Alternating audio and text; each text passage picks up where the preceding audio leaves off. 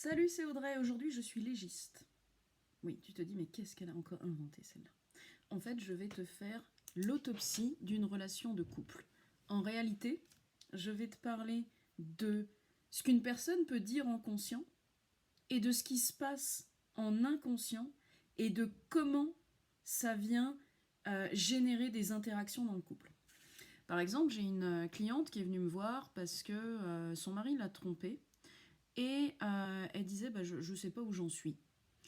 Et quand on creuse, elle me dit un jour oui, bah là je viens de croiser celle avec qui il m'a trompée et j'avais envie de la défoncer et tout.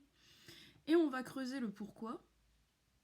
On aurait pu en rester là et si on était de conscient à conscient, j'aurais pu me dire dans le conscient oui bon bah avoir envie de défoncer la rivale entre guillemets, bon c'est humain. Mais non, on n'en reste jamais à ce niveau-là. Sinon, c'est pas de l'accompagnement. Si on marche dans ce que nous donne la personne. Et donc, on est allé creuser. Et on est tombé sur un truc extrêmement intéressant. C'est-à-dire sa vision consciente du couple, construite sur sa vision de petite fille. C'est-à-dire qu'elle m'a dit, oui, moi là, ce que ça vient toucher, en fait, quand je vois cette grognasse, c'est qu'en fait, là, ma vision du couple qui était lui et moi un amour pur, lui qui ne se laisse pas avoir par ses instincts primaires ou ses instincts bas, je ne sais plus quel était le terme, et moi en gros celle qui fait tout bien pour pouvoir permettre cette relation avec cette espèce de prince charmant. Et en fait, voir la rivale, ça fait quoi? C'est simplement se mettre sous le nez le fait que la réalité qu'elle s'est racontée, c'est-à-dire un beau conte de fées dans lequel elle allait tout donner pour cet amour et où lui serait libéré de ses vils instincts et où donc ils auraient un amour pur. En fait, quand tu regardes ça, dessous, il y a quoi? Bah déjà, il y a moi, je suis jamais moi-même. Je suis jamais moi-même. Pourquoi? Parce que je suis au service d'une relation d'amour pur. Donc, pour mériter cette relation d'amour pur, je dois déjà pas être juste moi, mais je dois être l'idéal de moi. Globalement, ça veut dire quoi? Ça veut dire je suis jamais moi. Puisque si moi je suis là et que mon idéal il est, je sais pas, là, bah globalement je ne suis jamais moi. Je suis ce que je crois que je dois être pour mériter cet amour pur et pour mériter cette relation et ce prince charmant. Déjà, quand on décortique, on arrive là. Et ensuite, prenons les états du système nerveux. Parce qu'on est allé voir ça, on est allé voir, évidemment, c'est quoi la relation de couple, la relation amoureuse, c'est qui moi et c'est qui l'autre, en dorsale, en sympathique fuyant, en sympathique agressif et en ventral. Et en fait, ce qui est hyper intéressant avec ces états du système nerveux que l'on ne voit pas comme ça tant qu'on n'a pas pris l'habitude de mettre l'œil dessus, c'est qu'on ne se rend pas compte à quel point c'est eux qui jouent à travers nous et absolument pas nous. Parce que là, on a donc dans le conscient une personne qui part de l'idée que, bah voilà, moi je veux une relation comme ça. Donc pour mériter cette relation-là, déjà mériter, c'est du sympathique. Hein, ça n'est pas du ventral, ça n'est pas oh, je suis là, je me laisse traverser par la vie, pas du tout. Il y a une notion de mérite, il faut que j'aille chercher. Moi, si je mérite cette relation-là, c'est que je suis pas la personne que je suis en ce moment, parce que si je suis cette personne-là, je crois que je la mérite pas. Donc déjà là, on part de croyances sur soi, de croyances sur l'autre et de croyances sur l'amour qui se mérite. Et en fait, outre cette idée d'amour qui se mérite, quand on creuse, on voit que cette idée d'amour pur avec un prince charmant qui prend soin de la personne, avec la personne elle-même qui est l'idéal de l'autre pour une interaction entre prince charmant et princesse charmante, ça part d'où? Ça part d'un rêve d'enfant, d'harmonie, et où part cette envie d'harmonie, parce qu'on pourrait se dire, oh bah attends, mais arrête de chercher la petite bête, Audrey, l'harmonie c'est très sain.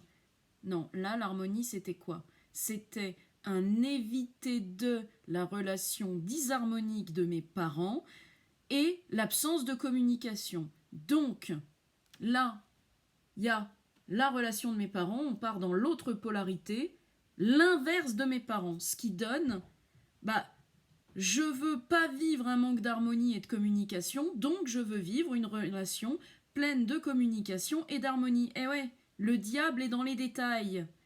Et c'est pas parce que vous avez l'impression dans votre narration que tout ce que vous voulez vivre est sain que pour autant ça part du bon endroit. Je vais vous prendre un autre exemple. Une personne pour qui l'important c'était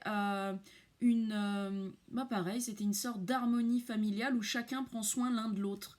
Et en fait, ça partait d'où? Ça partait d'une polarité. On ne m'a pas entendu, on ne m'a pas écouté, je n'ai pas existé quand j'étais enfant. Par conséquent, je construis mon monde en polarité dans lequel j'aurai tout ça.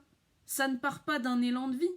Ça part d'un élan de manque de quelque chose. Et en fait, ce qu'il y a à voir là-dedans, c'est à aller accueillir, reconnaître et alchimiser les parties qui ont manqué et qui sont en train de montrer un drapeau rouge aujourd'hui en disant « Eh, moi j'ai besoin de ça », au lieu de juste regarder le résultat de ce besoin. Le résultat de ce besoin, c'était une disharmonie à la maison, évidemment, puisque je veux que nous prenions soin les uns des autres, ça n'est pas un élan de vie, mais il y a dessus une attente que ça se passe comme ça, et un enjeu, pour que je sois heureuse, il faut que ça se passe comme ça. Donc, à partir du moment où vous voyez des attentes de ça se passe comme ça, c'est qu'il y a un contrôle de la situation extérieure et un enjeu, que ce soit ça se passe comme ça sinon je serais pas heureux, ça se passe comme ça sinon je suis stressée, ça se passe comme ça sinon je me sens envahi. Bref, enjeu, attente, vous pouvez vous dire que vous n'êtes pas dans les élans de vie et qu'il y a des chances que ça parte d'un endroit de manque en vous, d'un endroit qui a manqué. Si j'en reviens à mon histoire d'harmonie et de communication, l'harmonie, là, puisqu'elle partait d'un manque pour éviter de la disharmonie des parents et pour éviter de le manque de communication des parents, l'harmonie, là, quand on creuse, c'était, la plupart du temps, ça se passe bien, je fais des efforts, et puis quand ça se passe pas bien, je fais le dos rond. Donc ça veut dire quoi? Je sacrifie mes élans, je sacrifie mes envies et je fais comme si j'étais pas là dans les moments où ça va pas. Et la communication, c'était moi je dis des choses, mais il y a des choses, j'arrive pas à mettre mes limites, par exemple.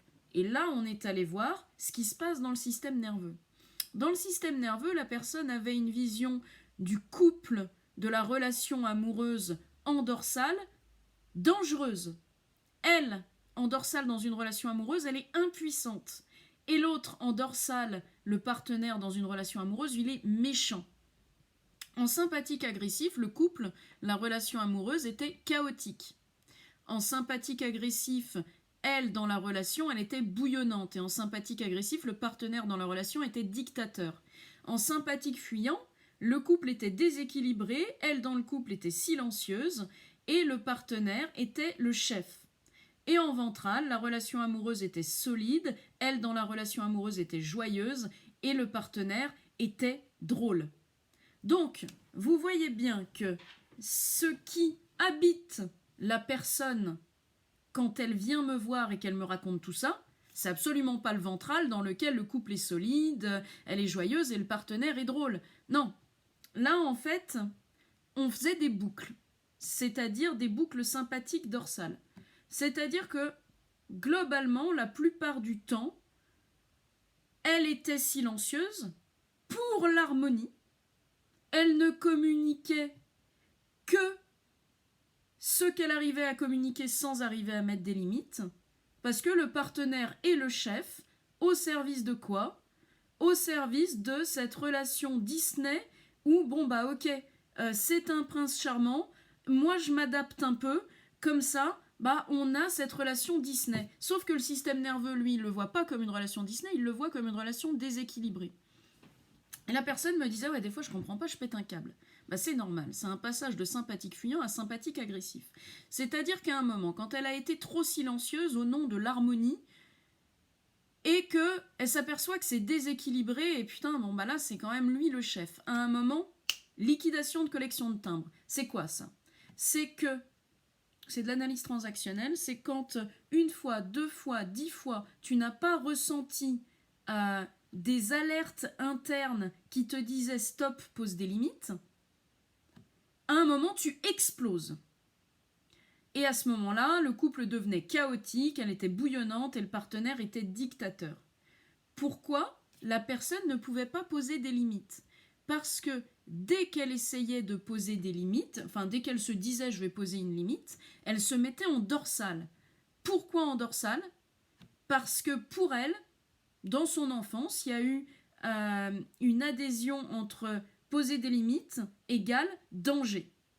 Par conséquent, si je veux poser des limites et que c'est dangereux, bah, mon système nerveux il va refouler la chose qui donnait envie de poser des limites, et donc refouler une fois, refouler deux fois, refouler trois fois, à un moment le vase est plein, ça déborde, on passe en sympathique agressif, où là elle bouillonne, le partenaire est un dictateur, et puis là ça explose, parce qu'en fait, entre la peur de poser des limites et à un moment le manque d'écoute interne, ça fait juste clic le manque d'écoute interne et pouf, ça explose.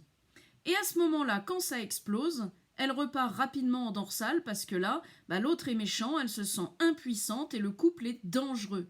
Et on repart ensuite dans une boucle avec le sympathique fuyant où bon bah voilà, là il redevient le chef, je redeviens silencieuse parce que j'ai tellement honte d'avoir explosé comme ça, parce que oh mon dieu mais ça va pas, tu te rends compte, t'exploses comme ça, enfin il y a des manières, t'aurais pu le dire avant, nanana, nanana, etc.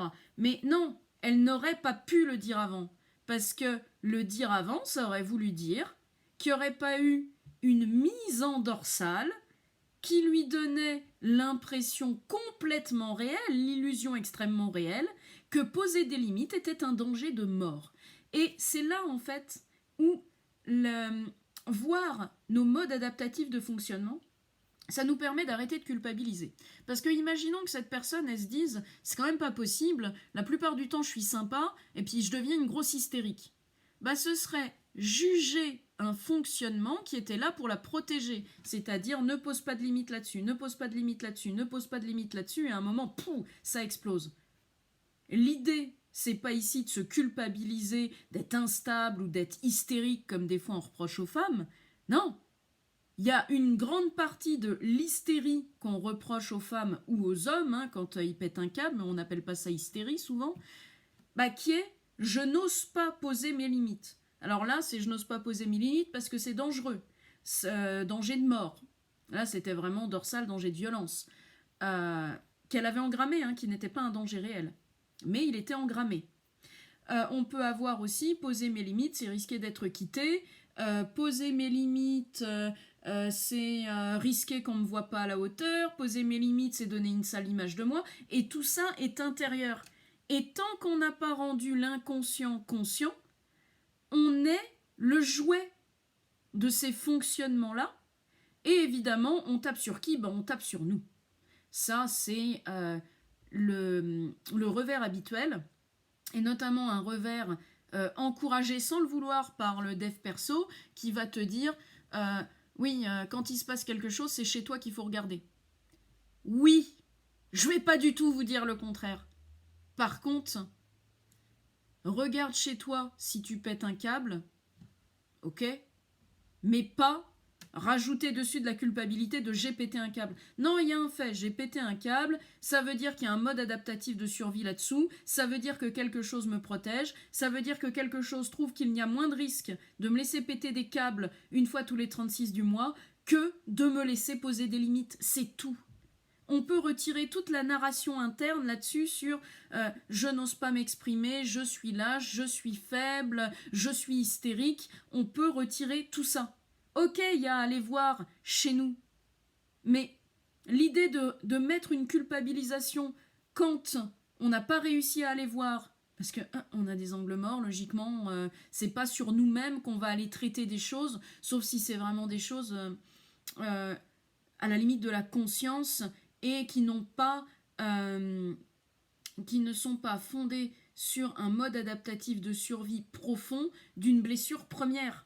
Sinon, ça, c'est mort. Là, vous n'allez pas le faire tout seul. Et même en n'étant pas tout seul, c'est quelque chose qui peut être douloureux, qui peut faire peur même pendant le processus, et qui peut vous donner inconsciemment l'envie de se sauver. Par exemple, moi j'ai eu une cliente là il y a quelque temps, ça lui donnait tellement inconsciemment envie de se sauver qu'elle a oublié qu'il y avait des séances. Son système nerveux disait, il est hors de question que tu ailles me revoir cette meuf là qui nous bouge tout. Moi j'oublie, je pense que c'est demain, etc. Et en fait, quand on est allé voir ça, c'est qu'effectivement, il y avait une terreur du système nerveux, des modes adaptatifs primaires, les premiers des premiers des premiers, de dire, ok, moi je t'ai laissé nettoyer là ta prison, entre guillemets, par contre là, le tuteur, c'est-à-dire moi, parce que le mode adaptatif de survie, là, il habite la personne à ce moment-là, il dit, c'est moi qui t'ai construite, c'est moi qui t'ai protégée, je ne partirai pas. Alors évidemment, on a réussi non pas à retirer le tuteur, parce que là, c'eût été un danger, mais on a vidé le tuteur de sa substance de peur pour que la personne puisse avancer sans le mode adaptatif de survie qui l'avait construite. Donc, je ne dis pas que c'est facile, par contre, c'est faisable, et puis, il n'y a pas besoin de culpabilisation. Si vous avez des réactions qui pour vous sont à côté de la plaque, qui vous font honte de vous-même, c'est qu'il y a déjà un mode adaptatif de survie qui considère que ça vous protège de fonctionner comme ça, et un autre qui considère qu'il vaut mieux que vous vous sentiez nulle et honteuse plutôt que de subir le risque de vivre sans ces modes adaptatifs de survie. Donc voilà ce que je voulais vous partager sur l'autopsie du couple et l'autopsie des interactions entre nous. Je vous en ferai une autre sur je t'aime, j'ai besoin de te sauver, mais j'ai besoin qu'on se quitte, avec l'autre en face qui est je t'aime, je t'ai fait confiance et toi tu vas te tirer. Ça participe encore du fonctionnement de notre système de survie, de comment on se positionne dans un couple et à partir d'où, c'est-à-dire à partir d'une polarité, adhésion à ce qu'on a vécu ou rejet total de ce qu'on a vécu. Ça part aussi de qui est-ce que je crois devoir être pour me renvoyer à moi une image qui me corresponde. On verra ça plus loin. Je vous souhaite une bonne journée. Salut!